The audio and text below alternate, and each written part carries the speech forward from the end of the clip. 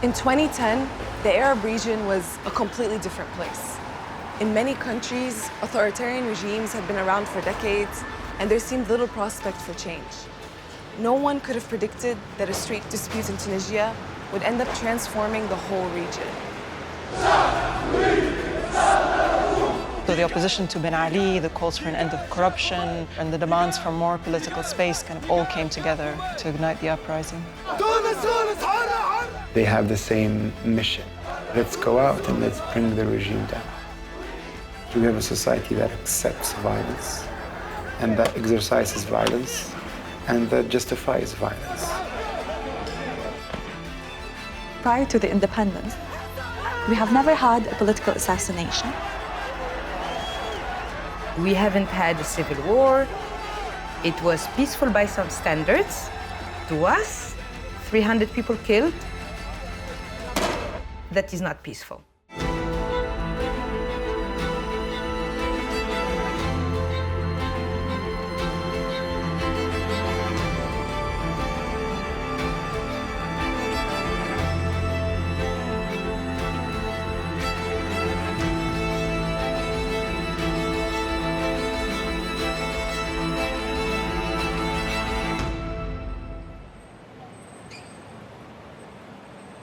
Tunisia's uprising started with one man in Sidi Bouzid, 190 miles south of the capital, Tunis. Mohamed Bouazizi worked there as a street vendor. He had ambitions to go to university, but the economic reality and the need to provide for his family meant that he left high school before graduation. On December 17, 2010, the police confiscated his produce, saying he didn't have the right work permit. Bouazizi couldn't afford one, and crucially, couldn't afford to pay them off either. When his appeal to the local governor's office was rejected outright, Bouazizi was distraught at a system he felt had failed him. He set himself on fire outside. We know what sparked the Tunisian revolution, but what were the reasons behind its ignition in the first place? I mean, I think, Ben Ali's style of rule in Tunisia was really a very zero-tolerance approach. No political space at all. I remember going to Tunisia in 2007. Outside the home of every human rights lawyer, there were state security officers in plain clothes. They would follow the lawyers around during the day. I mean, it was truly stifling. So the opposition to Ben Ali, the calls for an end of corruption, and the pressure and the demands for more political space kind of all came together to ignite the uprising. If he wasn't in Bouazizi, it would have been any other event at the same scale that would have ignited the revolution. But there's one important factor that actually people usually tend to not focus on, was the economy.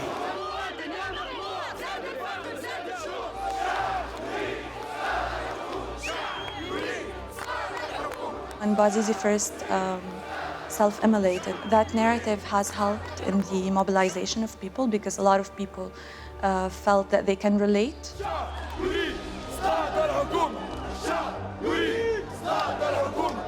The deep unhappiness felt by people in Tunisia didn't arrive overnight. It had been there for years. Demonstrations and hunger strikes were regular forms of protest. But what had changed by 2010 was the emergence of the internet and social media, which transformed how those unhappy with the regime received their information and how mass protests could be organized. Saying it is the Facebook revolution, I think it's too much. Facebook was a tool that was out there, and it was used to connect people who don't know each other, yet they have the same mission, which is let's go out and let's bring the regime down. Unlike previous isolated moments of unrest, the small protests quickly escalated to become a movement. They spread from the small towns and suburbs to the rest of the country. Eventually, they reached Susa, the home of President Ben Ali and his wife Layla. Their family were the ultimate symbol of systemic corruption, becoming wealthier at a time when the rest of the population was struggling to make ends meet in a crippled economy. What do you remember most of all from being in those protests at the time? I remember the amount of police force that is there And we're talking about the civilian police, so you would not be able to know the person who's protesting next to you. And it was a very tense situation. Everyone took part in these demonstrations, including Tunisians from families linked to the regime. On n'en peut plus avec tout ce qui s'est passé. Si on garde l'ancien régime, c'est comme si on avait gardé les racines de l'arbre. The protests were soon being noticed by Tunisians living overseas.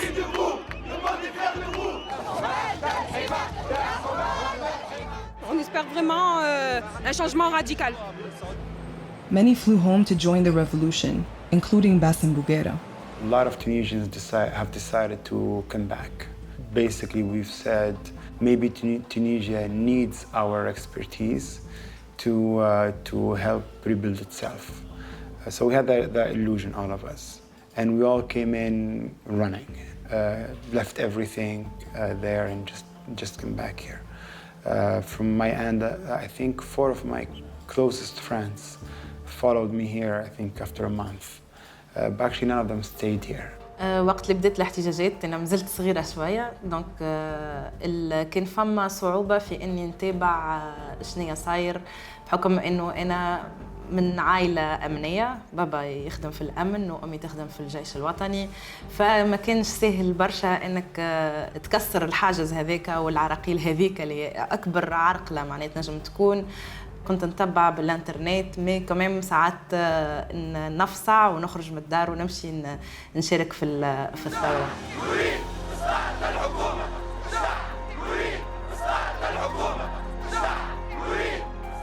Ce qui a changé, c'est ce qu'on est en train de faire aujourd'hui, c'est parler sans fermer les téléphones.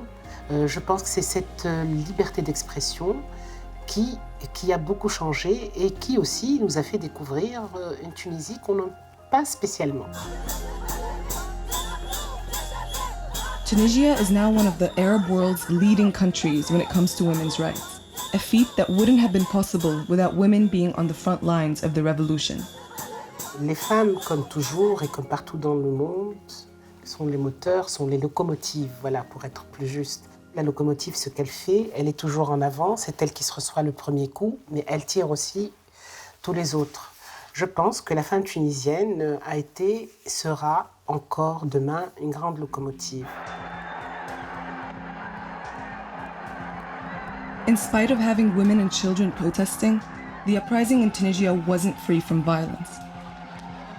Security forces linked to the regime beat protesters. In some cases, live rounds were used.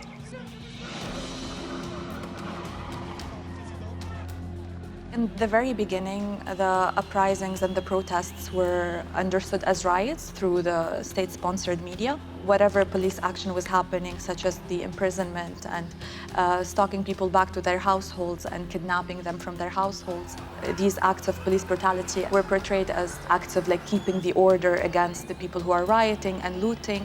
And it's very similar to all of the narratives of rioting and looting that happen transnationally, not only in our countries, but everywhere else.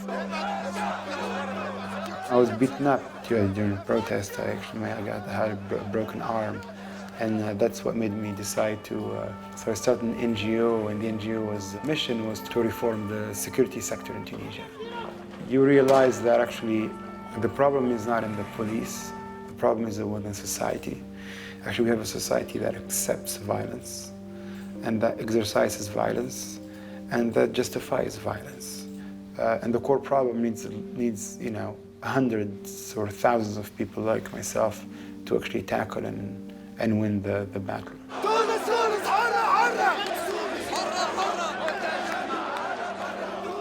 Of course, by international standards, it is a peaceful transition.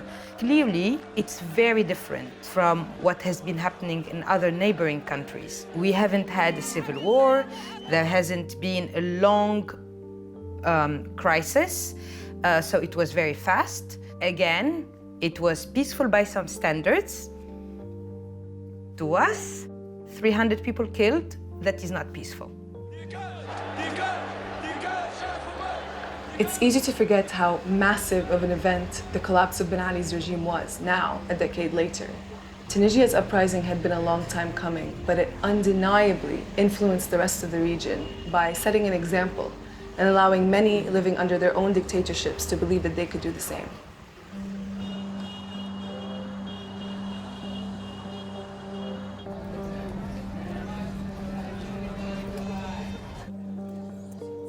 With bin Ali now living in exile in Saudi Arabia, an interim government was installed until the country's first democratic elections could be held. His political party, the Rally for Constitutional Democracy, was dissolved, a key demand of the protesters.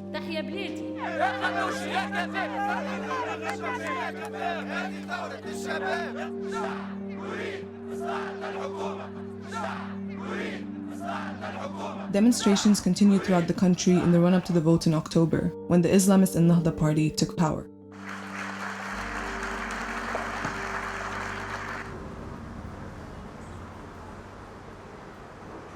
Ayoub al-Jawdi is an artist and a leftist secular activist. During the revolution, he worked day and night to see change happen in Tunisia. After all the hard work, the 2011 election results left al-Jawdi disappointed. تنحى نظام استبداد وجاء نظام أشبه للفاشية معناها باش ياخذ بلاصته. دونك كاينين متفاهمين هما نظام بن علي اللي ما عملوش بن علي عملوهم باش خربوا ما تبقى من جمال فيها مكونات الشعب التونسي. Ennahda was obviously the main political opposition party that stood to gain from the revolution in Tunis because they were already organized, they knew their constituencies, and they were keen to figure out a way of being in power in a sustainable way.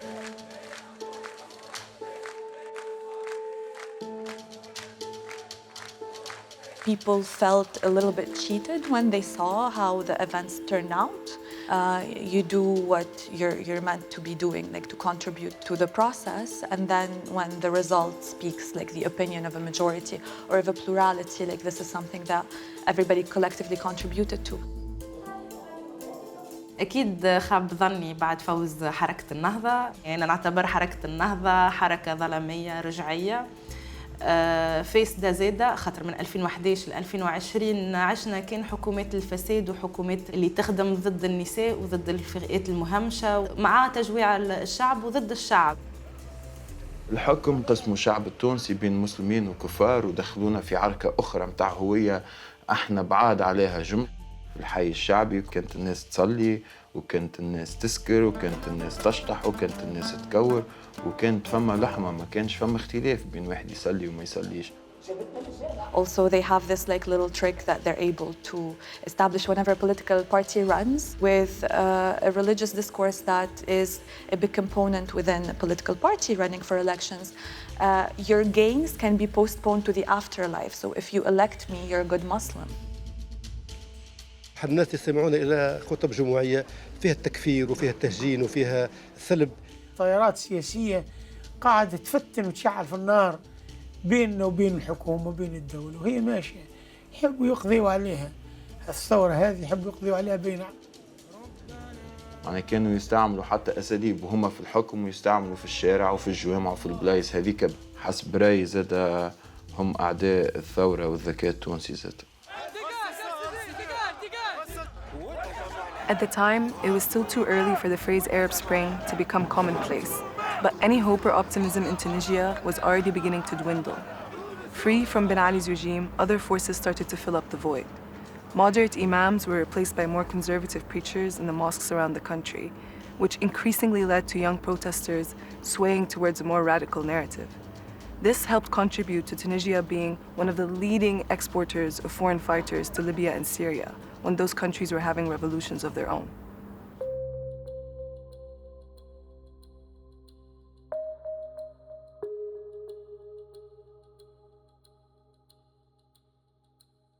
The recruitment of these mainly young people, not only, but a lot of young people, needs to be seriously studied by the government to have an appropriate answer. And the answer needs to be policy. When you have in a country over 100,000 kids that drop out of school every year, when you have unemployment rates as high as we do, when you have police brutality that goes absolutely unpunished, when you put young people in jail just for smoking some weed, When you imprison people who are gay, when you disrespect and marginalize entire regions and ensure pretty much they never go out of poverty, you do not come surprised and shocked that an ideology that is violent, that is attacking the state and its institutions is born and is blossoming in your country. Since unemployment continued and since the economic situation is deteriorating, not only in Tunisia, but in a lot of places, we have seen some Tunisians leave and join ISIS. This has received a form of an apologetic discourse sometimes in Tunisia from people in the government that were saying that these are lost sheep. But the economic component of the decisions that they have made is something that they themselves speak about in interviews where ISIS fighters have left the organization. They did not necessarily believe in that project. They just were promised bigger salaries and they were recruited in a particular manner. At the end, it was more of a case-by-case scenario of people who were trafficked into that or people who have made these choices, and not everybody wanted to return to Tunisia anyway. So the situation is very unclear. The same radical narrative which saw Islamist fighters exported overseas was also creating chaos at home. With the economy still in disarray, terrorism in Tunisia flourished.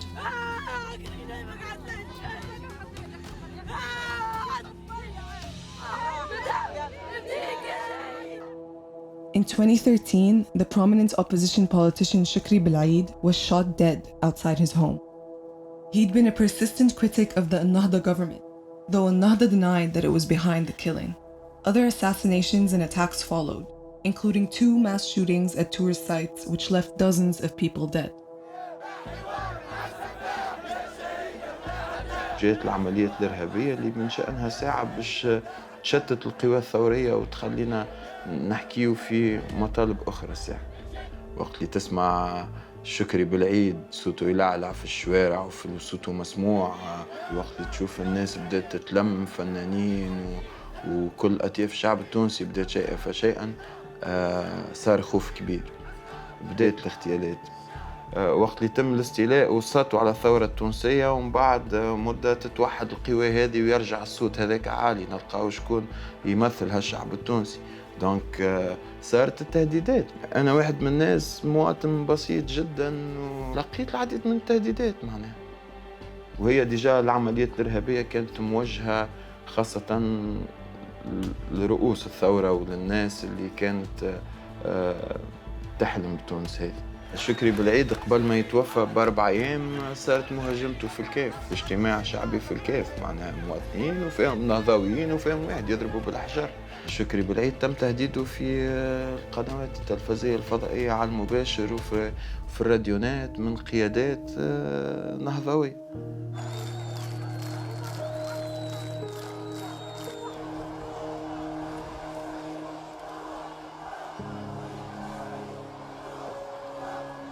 Prior to the independence, we have never had a political assassination. It was a funeral that was national. It wasn't only confined within the realm of the friends and relatives of Shukri Belaid.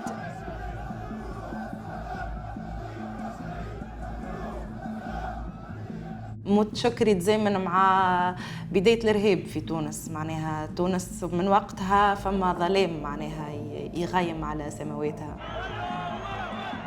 أنا نتصور اللي نقطة مفصلية في المسار الثوري، معناها اغتيال شكري بالعيد. الاغتيال هذاك خرج 1.5 مليون في العاصمة فقط، معناها كان نحكيو المئات الآلاف اللي خرجوا في الولايات الأخرين. معناها صارت ردة فعل ما كانوش يتصوروها، ورغم هيك كان بعد أشهر يزيد يتم اغتيال الشهيد الحاج البراهيم.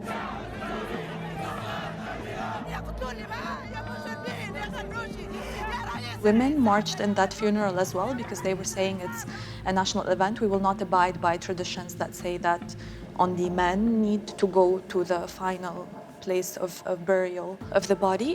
Everybody marched, and if we look at the numbers of people who joined that funeral, it exceeds the number of people who voted for that party. I feel that that was a moment when legitimacy was withdrawn from them by some of the people within their own constituency, because it was a big shock for everyone, since we have not had a political assassination since the French Mandate. At that point, Jbeli had no other choice but to resign. واستقيل من رئاسة الحكومة. But Ennahda remained the most powerful party in the presidential and parliamentary elections that followed. It wasn't until 2019 that Tunisians swung away from the party, instead electing the independent candidate Qais Said as president. So what's the situation right now with Tunisia, with the current president, with the parliament that's currently active? Where are we at? Qais Said won the presidential elections as a huge surprise. He was a slightly populist, legal academic, so with a good reputation, but not somebody who was involved in politics previously. And he almost sort of ran on an anti-institution and an outsider ticket, and I think was populist in that sense. He really worried us in the human rights community when at some point he said he'd be in favor of a return of the death penalty. He has a mixed record on other rights issues, but to be honest, the president in Tunisia doesn't actually have an immense amount of power. The current prime minister is the former minister of interior. And so he has a far more politically conservative cabinet.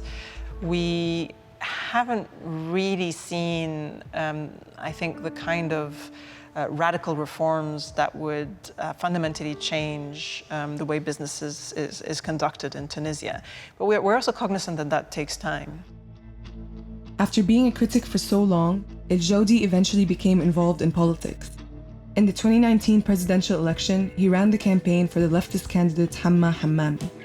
فنان وثائر وعمري ما خبيت الانتماءات ولا مواقف. وقت تشوف النتيجة وتشوف صعود الشعبوية في تونس وفي العالم الكل، تقول ساعات تكون فخور اللي انت هذاك هو النصيب متاعك. ناس يبيعوا في الكلام، اختلط الحابل بالنابل، ما عادش تعرف اليمين من اليسار والثوري من اللي مش ثوري. الناس ولات فاقدة الأمل في كل شيء.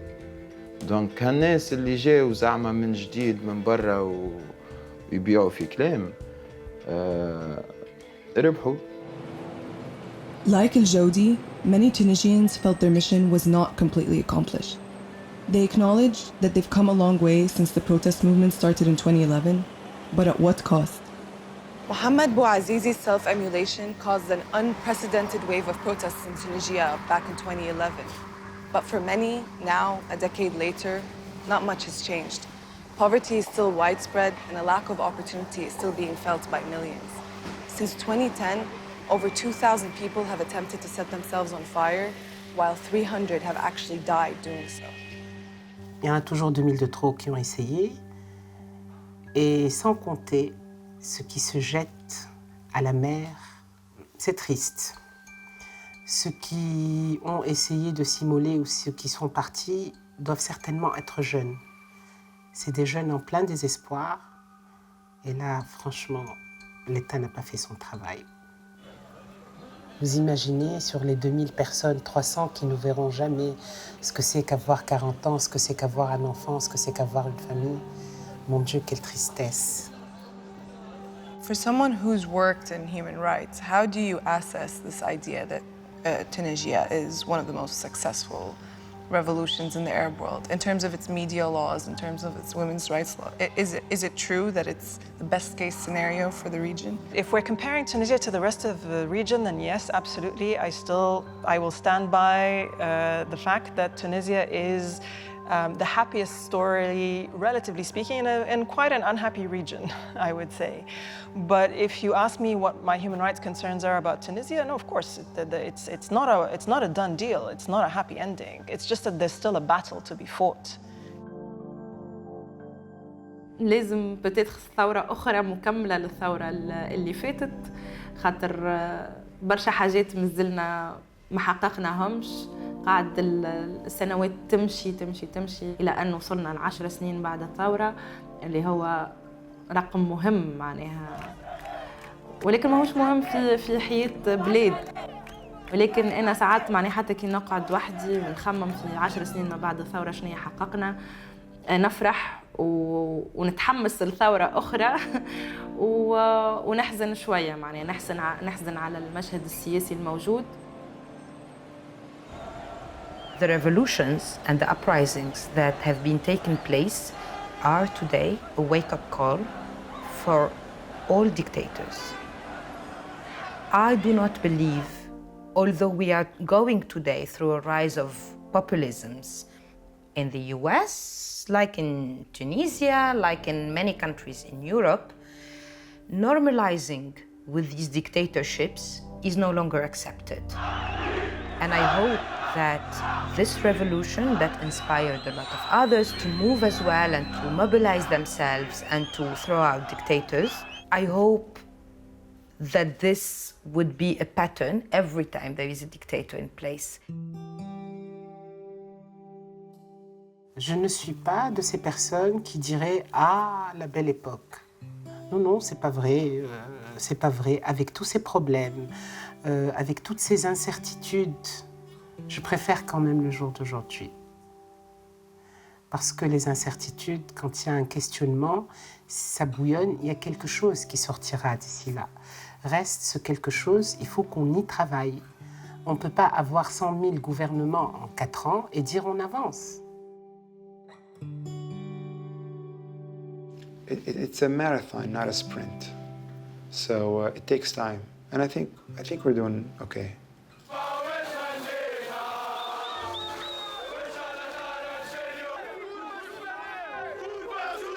I feel it's not a grim picture that we need to be painting. We need to understand that it would take time to achieve the changes that we're seeking. And it is completely understandable that after years, over 50 years of repression, we would find that certain things take more time. In over 50 years of dictatorship and oppression that we have had with a one-party system, and like one president, first Bourguiba and then Ben Ali for over 50 years, and then within the first 48 hours after the ousting of Ben Ali, we've changed 3 presidents. And that was because every time somebody is named, people would go back on the streets and say like, no, we didn't sign up for this. One moment that I share with my colleagues and my friends in terms of relating to that revolutionary moment is that for the first time, the poem of Shabi, from this poem, some verses are included within the national anthem, and they speak about the will of the people to incite change. For the first time, it meant something. When the people believe in their power, taking a chance is the only way for them. We took a chance.